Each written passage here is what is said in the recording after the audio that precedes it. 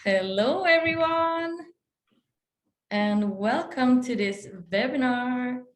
It's 8 o'clock, and I can still see that some people are coming in and joining us here. Welcome, welcome. So, today, I have Sara with me. Hello, everyone. I'm so excited to be with you today. I'm an intern at Tjejer Kodar, but I'm also studying to be a front-end developer. So this is really exciting for me for this talk. So nice to have you with me. And I'm Rebecca. I work here at Tjejer Kodar as well. And today we are going to talk about how it is to work data-driven. And we will meet Kurt and Linda from Billogram, and they will give you a glimpse of what it's like to work in a data team and how to work data-driven and how they collab with other departments and how it can help developers as well. And basically it's 8 o'clock and they will start very soon and they will talk until 8:30. And at 8:30, we will have a Q&A session. So ask your questions to Kurt and Linda in the Q&A function. It's down below here. You should see it. Looks like a message symbol. And also, you can ask questions to Miriam. She's here too. She's in the background. So if you have like work-related questions, if you wonder about internships or jobs at Billogram, for instance, you can ask them in the Q&A too, and Miriam will answer them during the webinar. And ask away during the webinar or after. It's all up to you. And we also have a chat function, and you can write their comments, cheer on us, or simply say hi. Feel free to try it out right now, so I know that you can hear us. I can see that someone have written good morning. Good morning to you too. Hi, hey, hi. All right, you're alive. That's awesome. We're so happy to have you here. And I'm so happy to have you here, Kurt and Linda. Good morning. Good morning. I'm happy to be here too. Yay. And I can see. Good morning. Hi, Linda. So we will just, take it away. All right, let's have some breakfast. Can you guys see my screen? Linda? I can, yes. Okay, cool. All right. Good morning. Morning, everyone. We are Kurt and Linda and Kurt. Let's introduce ourselves a bit. I'm Kurt. I'm working at Billogram for the past 4.5 years already. I have a background in that's kind of mixed in art and design and a little bit of engineering, some teaching. And I've been excited about startups for the last 5-6 years or something like that. I joined Billogram because I really like the team. It's a really friendly company culture that I was really attracted to, and that I really like being part of. And because Billogram's revenue model is super cool, I think, because I'm not sure if you know, but the goal of the company is to make invoices a better customer experience, and we don't earn on any like bad experience such as debt collection or anything. We earn for the number of invoices sent, which is really cool, I think. So put your money where your mouth is. My background with coding is a little bit going here and there. I've done some like making synthesizers in Maximus P and making like visualizations with programming. I've worked with some Arduinos. I know a little bit of web development, like the HTML, CSS, JavaScript stuff. But the past years, I've worked more with data science stuff, so like SQL and R and a bit of Python. That's me. And hi, I'm Linda. I'm Italian that moved in Sweden 7 years ago to do a PhD in physics. So that's my background, basically. So completely different than what I'm doing now. And during my PhD, I was doing experiments, so not really coding. So, but I really liked the data analysis part of my work before. So to be able to do it better and more efficiently, I started to taught myself Python, which 7 years ago started to be like a language that started to like go everywhere, even in science. And so I started to talk. Yeah, I took some online courses in Python, and after that, I really enjoyed programming, so I continued. But yeah, a little bit on SQL, a little bit on other languages, C++. But the biggest step I did was when I finished my PhD 2 years ago and decided to go a little bit deeper and learn a little bit about machine learning. And then I did some internships in some companies doing that. But in August, I started my journey in Billogram, where I am a data analyst. And I really love to be here. I joined Billogram because since the second one, I could feel and breathe the good atmosphere that is around, the nice people to work with. And I, as Kurt said, I really align with the value of the company. So I'm really happy to be here and working on Billogram. And me and Kurt are part of the same team. We are part of the data team. But the data team, of course, is not only us. There are other two people with us. This Victor, which is a data engineer, which is a little bit different than what I'm doing. I'm more searching inside on the data and understand what data does, like what is the trend in the data, what are the solving problems, but it's answer to problems that the company can have. Instead, Victor is more building the pipelines of the data, try to extract the data from the places where they are and put it in a place and where we can work with more nicely. And after there is David, which is our head of the data team, which is he is a data scientist. And we all together work with every day.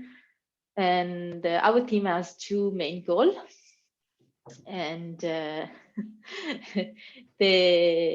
why they hire us? So actually the team is quite new. We started all together in August last year, I should say. And the Billogram decided to have a team that will work mostly with data, because they wanted to have more a culture inside of the company, which should be data driven. And which means that the decisions taking should actually coming not from your gut feeling, but from reason that come from the data that we actually collect and have in house. But not only, the other purpose of our team is also start to actually driven the features developers and the product development process towards some data-driven product features, which means features that actually leverage the data that we have and taking advantage of that to be even better and have a better product. So today we will actually talk about how your approach as a developer, actually how your approach to data affect the entire company, the entire organization you will be in. Now, Kurt will talk a little bit of the product and the data that we have. Yeah. So I think we've used the word data already 50 times by now. Beautiful word. But what is it actually in our case? Like, which data are we talking about? I think we as a team with like a multidisciplinary background, we're looking at data very holistically, and we say like, okay, it can be all kinds of different types of data. It can be quantitative, it can be qualitative. So like quantitative is like data that is like with having measurable amounts or like units, and qualitative data, it can be descriptions or characteristics of things. In our world, quantitative usually means data that is stored on a server somewhere. It's generated by digital services of some sort. And qualitative data is more data that you get from like user research, like user testing, usability tests, interviews, that kind of thing. We think that the most interesting projects actually mix these types of data, but mostly we must admit we work with quantitative data, and that's the type of data that you as developers will be dealing with the most. So that's the one that we're going to focus on today. As we said before, and as you might have seen from our website, Billogram is an invoicing tool. It is meant to be like a one-stop shop for companies to handle sending invoices and doing like organizing their administration there, and doing actually quite complex actions like you know, editing parts of invoices or writing off some things. These sort of difficult things are made very easy by Billogram. We serve to a whole lot of companies. We have many thousands of companies using this product, but we're focusing mainly on subscription providers. So you can see Hallon and Vimla are using this product, and some electricity providers as well. Skånska Energi, Fatta Energy, Own It is a broadband provider as well. But we have tons of freelancers that are using this application, and we have other companies that don't necessarily send invoices every month to their customers, but like incidentally. For instance, Kri and Dr.se, they're also using our application. All right, so invoices and data. Keep in mind, invoices are very much like the traditional invoice that you get on your doormat, right? It's from a company to a customer. And in our lingo, we call a company a creditor and a customer a recipient. So immediately from step one, we have all kinds of personal data. We have names, we have addresses, we have contact details. But we also have the content of these invoices, like for what are you invoiced, for how much, and so forth. So to give a little bit of an idea of the scope of like the size of the data, I already said, like we have like thousands of companies with very different sizes, very different products and services that they offer. So very different contexts where they act in. I think the last time we counted the number of unique customers, it was somewhere over 4 million unique customers, mostly Swedish, some in the other Nordic countries. We have some in Europe as well, and other parts of Europe too. So a whole lot of people using the system. As a company, Billogram really aims to make the customer experience as good as possible, so that the relationship between the company and the customer, the companies and the customers, the creditors and the recipients, becomes as good as possible. So that's where we try to work towards. So let's look a little bit more at our product. On the left, you see the paper invoices that we're sending. Very similar to other paper invoices that you're getting. That's not really where we spend most of our effort. We really work hard on the thing you see on the right, the web invoice, as we call it, the digital invoice. The digital invoice is much more flexible. It's easier to pay if you can choose payment options. And if there are changes made, for instance, you don't get another letter and then you need to figure out which ones of the letters is the right one. It all updates right in the front end.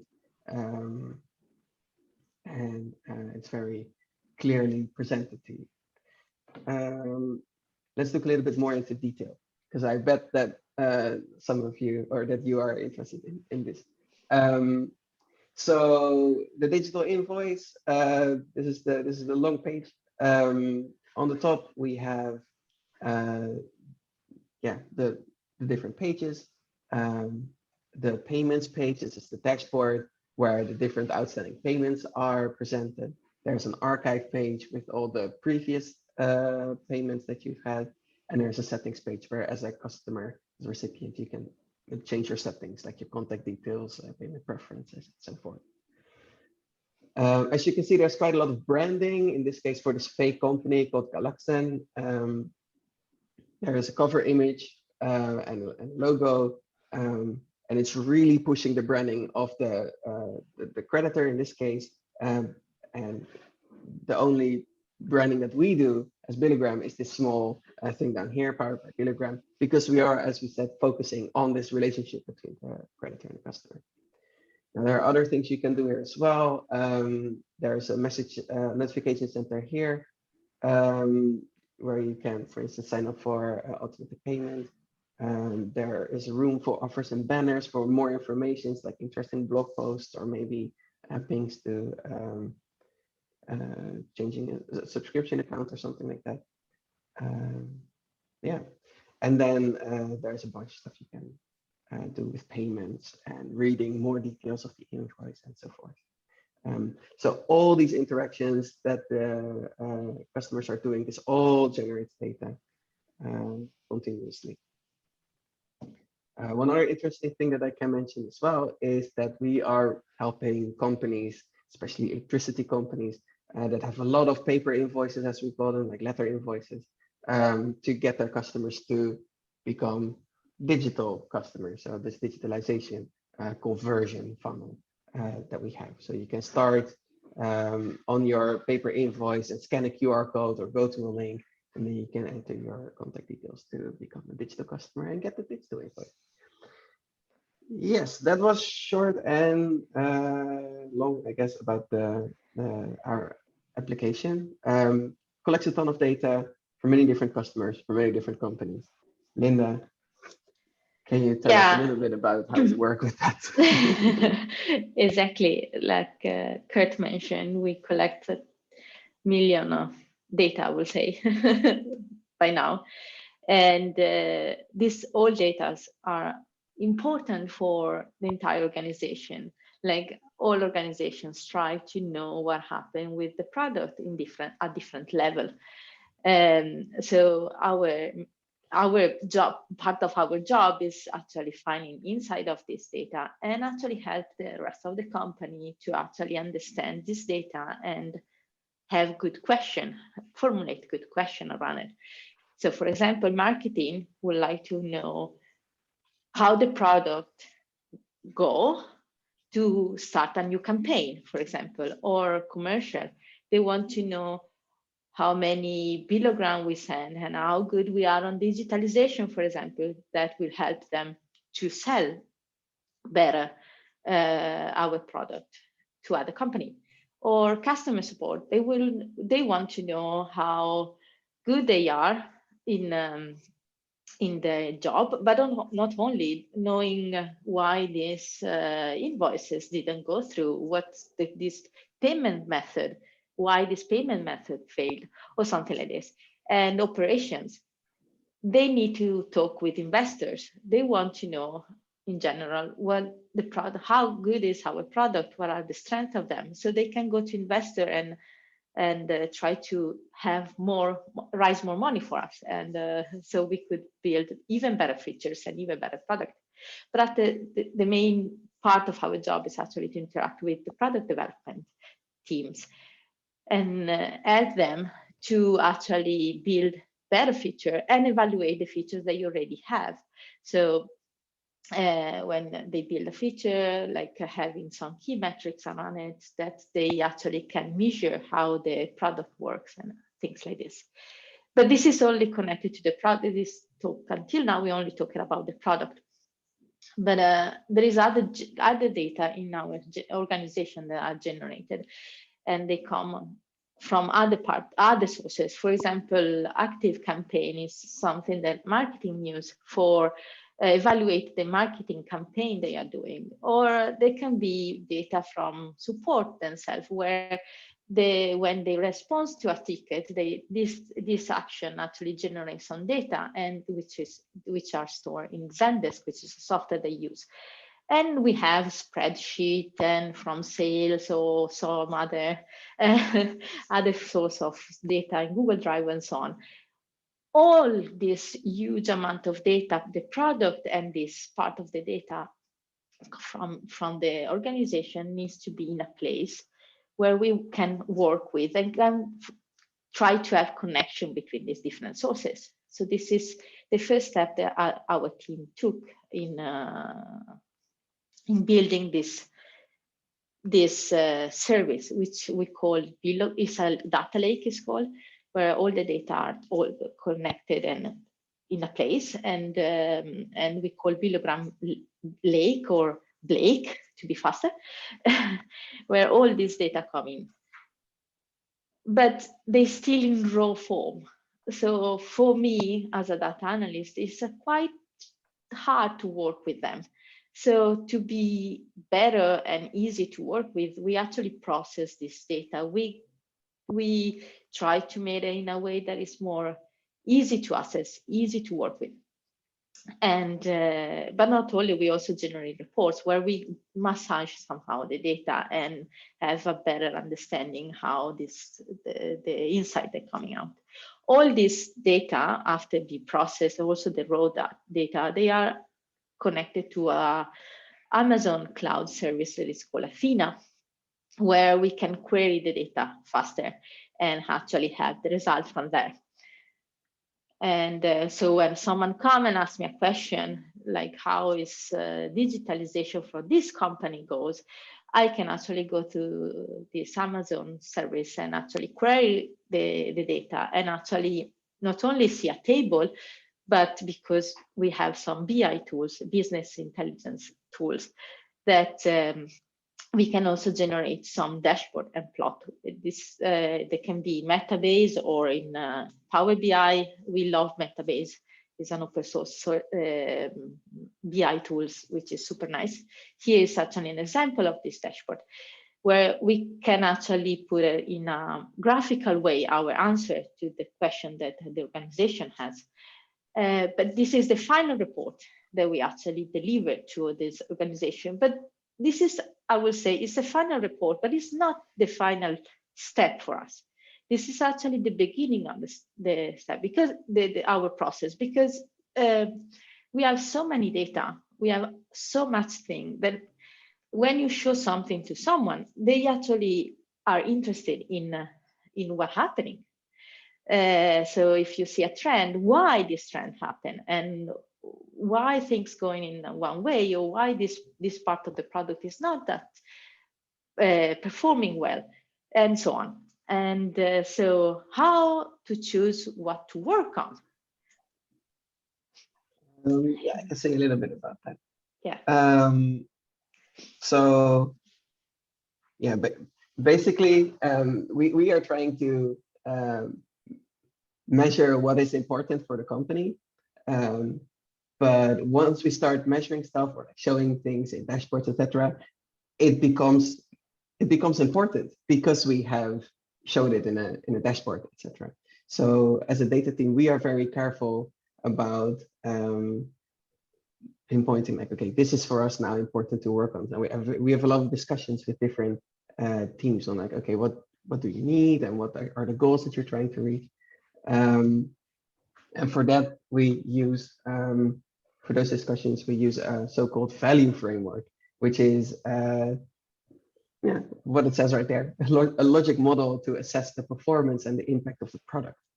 And it's basically A leads to B. So if a company offers something, then means a customer can interact with it and they will have a certain experience, which will lead to a certain value for, again, the company.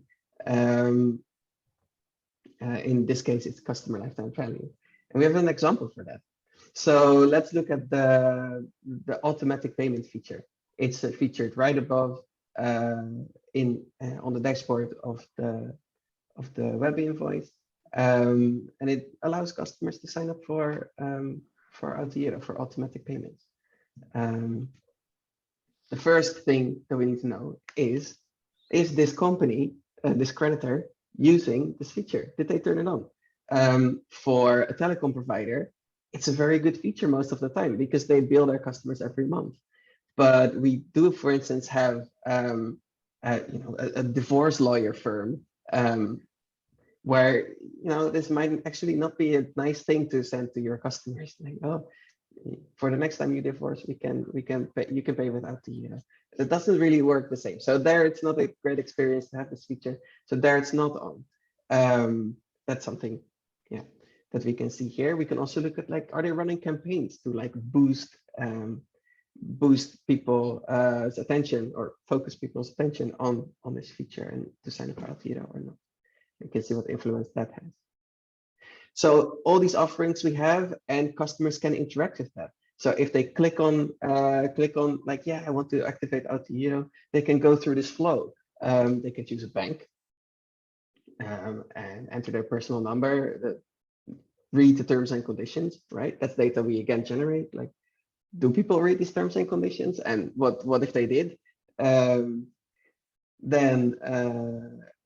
they sign into their bank with a bank ID. We can check, is it going well? Are there a lot of errors? Do we need to worry about anything? Then they choose an account.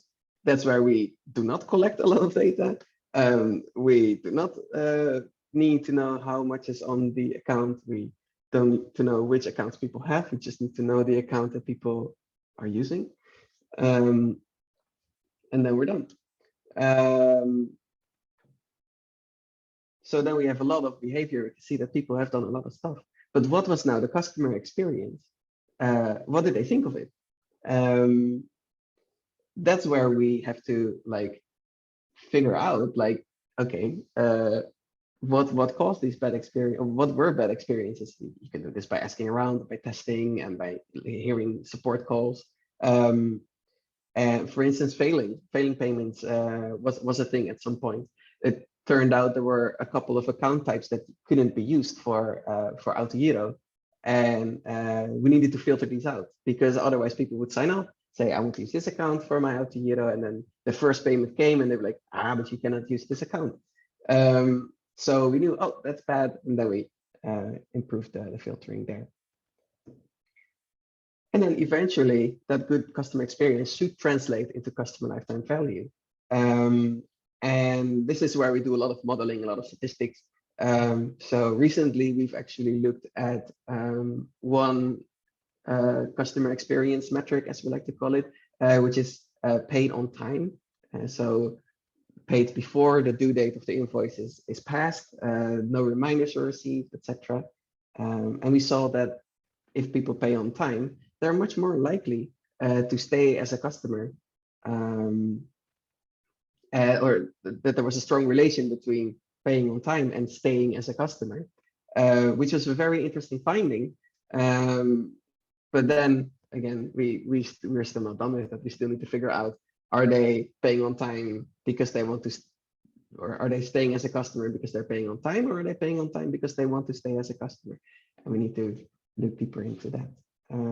But that's this framework with these steps. This is how we reason about how different metrics relate to each other and what actually creates value.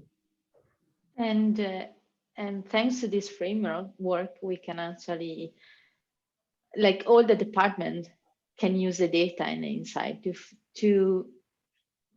for your features and for your own context. Like, you can use this this data and actually build better features after, and guiding your decision taking in the next project. Also, you should consider how data will be used by the product itself, like or by your team or by your organization. When you create a feature, at the beginning, start to think about it.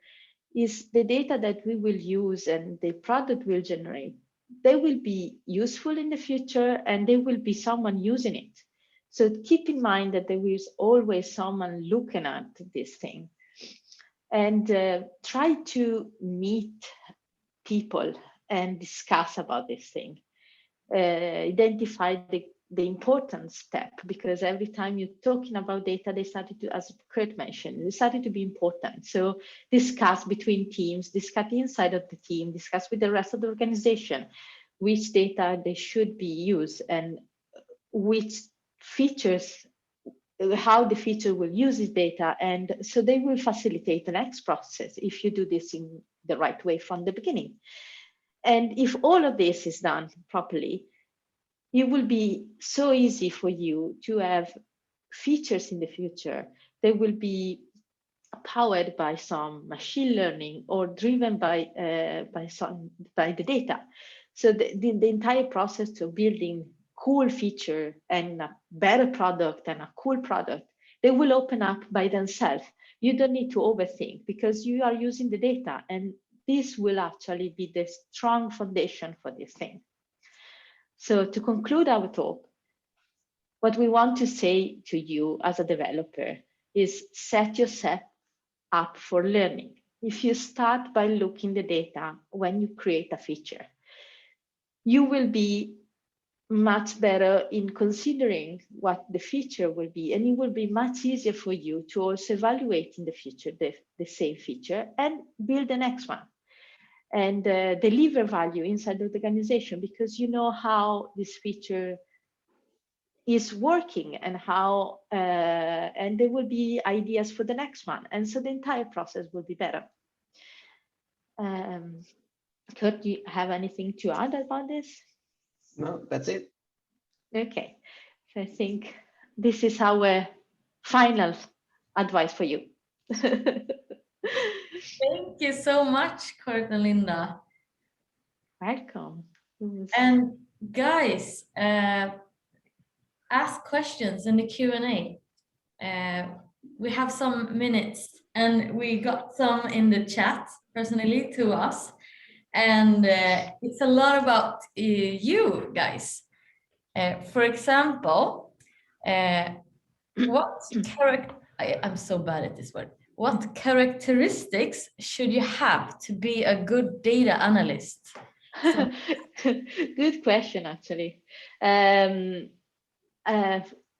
be honest. I come straight from academia, so I did a lot of math and statistics, but on the classical way. As a student, I actually learned how to apply this in my work doing as a scientist. So I'm not doing as I didn't do a straight path as from computer science, or normal path from a data science degree in the work. I actually enjoy working today with data. And I think the important stuff is, if you love working with data and you love coding and you are open for learning new things, there is nothing will stop you.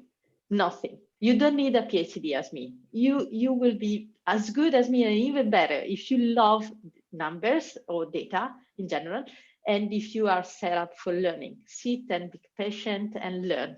Kurt mentioned it about statistics. I did statistics, but really basic in the university, and I learned doing really advanced statistics here at Billogram.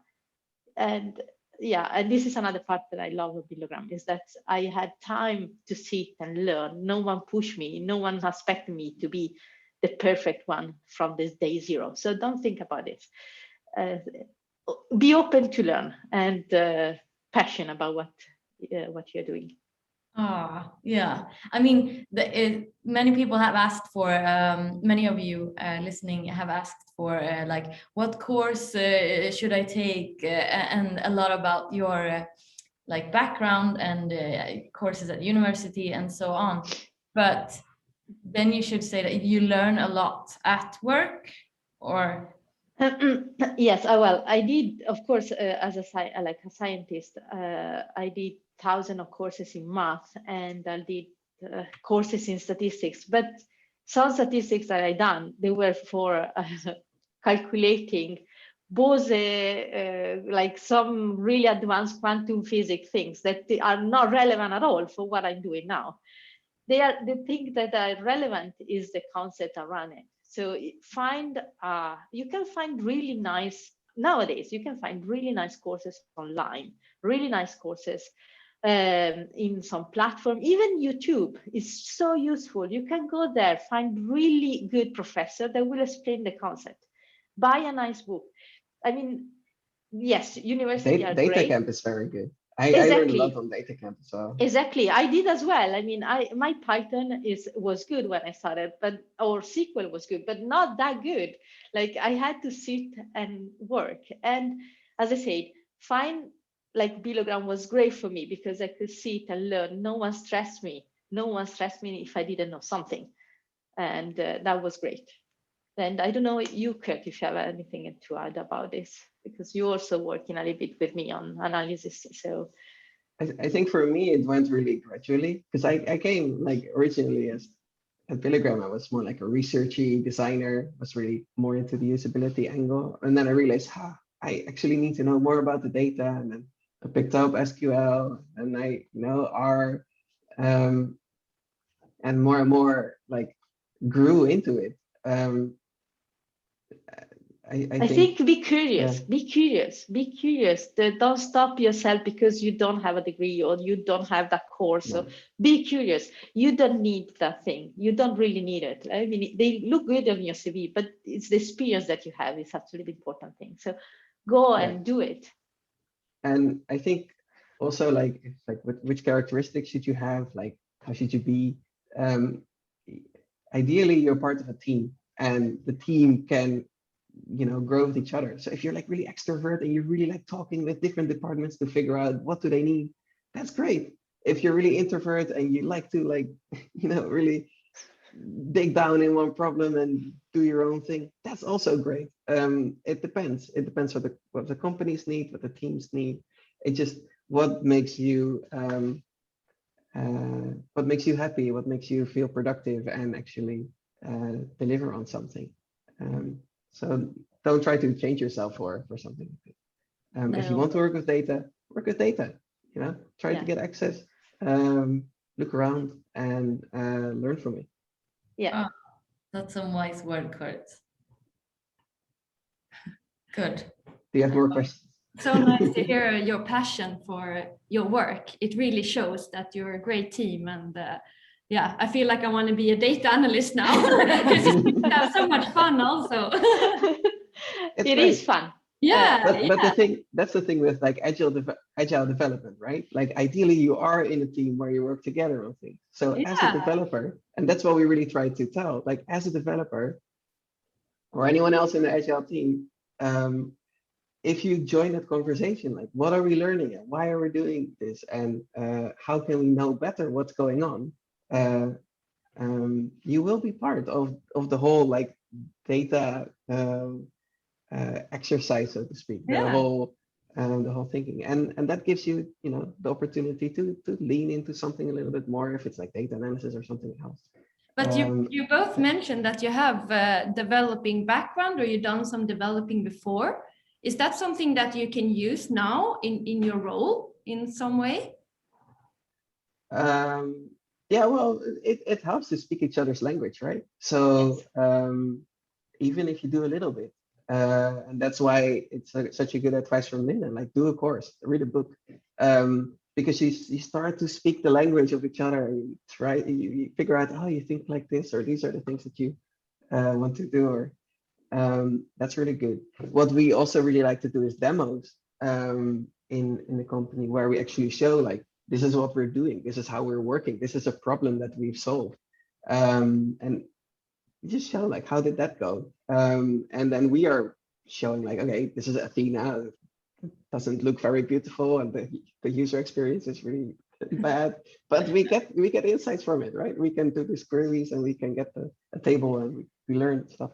So Being yeah, transparent. show and tell, and yeah, that's really like how you within a company can learn. And I will add, because probably a lot of people feel that they're not good enough to step in the role. Like, I'm not good enough. I need the next course. I need the next book. I need the next. You will never stop to learn. So don't go on that path. You are good. Like, try to find a balance between things. Like, you will learn during your work, as this is what happened to me. Like, I learned so much in this 6 months.